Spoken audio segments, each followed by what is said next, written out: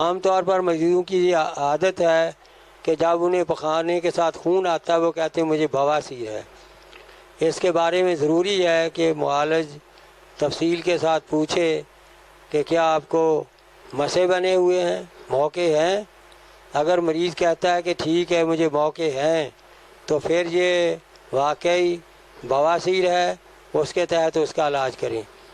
لیکن اگر اسے موقع نہ ہوں اور بعض مریض کہتا ہے مجھے کئی موقع نہیں ہیں، مجھے صرف ایک فنسی سی ہے، گلٹی سی ہے، تو اس کی وجہ سے مجھے خون آتا ہے اس سے، تو یہ ناسور ہے، یہ بغندر ہے، یہ علیحدہ مرض ہے اس سے، پخانے کے ساتھ خون آنے سے۔ پچھانے کے ساتھ خون تو صرف اس وقت ہم کہیں گے جب نہ موقع بنے ہوئے ہوں، نہ مسے ہوں، نہ بغندر ہو، بلکہ کوئی بھی چیز کی علامت نہ ہو، لیکن مریض جب پخانے کے لیے جائے تو اسے پخانے کے ساتھ خون آئے، یا پخانے کے بعد میں یا پہلے خون آ جائے۔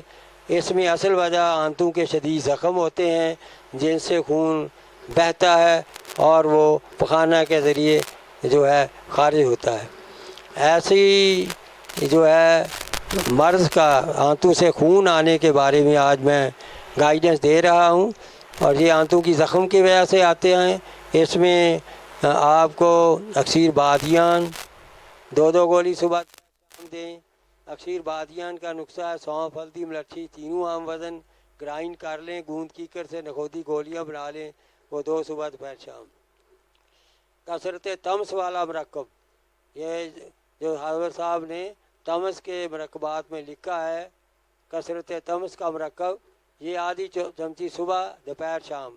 اس میں بادیان 300 گرام، گندک 300 گرام اور زیرہ سفید 200 گرام ہے۔ ان تینوں چیزوں کو گرائنڈ کر لیں، گرائنڈ کر کے پیس لیں، اور یہ آدھی چمچی سفوف جو ہے یہ 7 صبح دوپہر شام دیں۔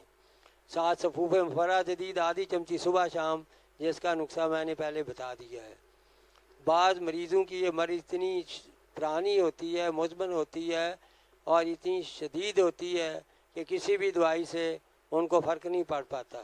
ایسی صورت میں آپ ہزاردانی کلاں جو ہے وہ تازہ مریض کو دکھا دیں، اس کی کونپلیں، پتے اور نرم شاخیں توڑ کر ایک مٹھی کے برابر 1.5 پیالی پانی میں اسے سردائی کی طرح خوب گھونٹیں، کپڑ چھان کر کے اس میں شکر ڈال کے یہ صبح شام دے دیں، تو پھر انشاءاللہ تعالی آنتوں سے آنے والا کسی بھی قسم کا خون جو ہے اس سے رک جاتا ہے، اور یہ میری عمر بھر کا ایکسپیرینس ہے، کبھی ناکام نہیں ہوتا۔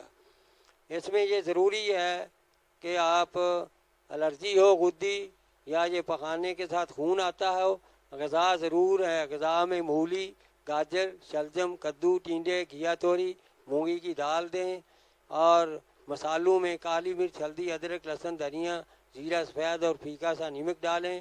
پھلوں میں سردہ گرما، امرود، تربوز، خربوزہ اور انار، لیچی، اس قسم کے آپ پھل ریکمینڈ کریں، اور ایسی اغذیہ کے ساتھ اگر مریض دوائی کھائے گا انشاءاللہ ضرور وہ شفا یاب ہوگا۔